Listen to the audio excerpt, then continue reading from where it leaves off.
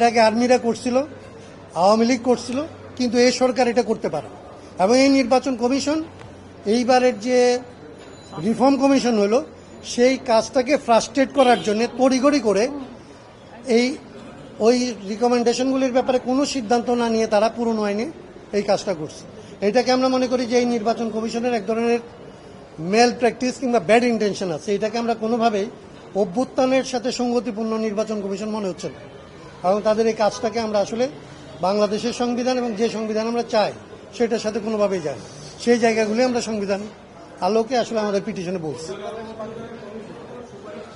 জি জি, বদিউল আলম মজুমদারের কমিশনের সুপারিশ হচ্ছে 5% উপজেলা, 10% জেলা। তার মানে হচ্ছে আপনার প্রায় 7টা ডিস্ট্রিক্ট লাগে, আর অন্তত 25-30টার মতো ধরেন উপজেলা লাগে।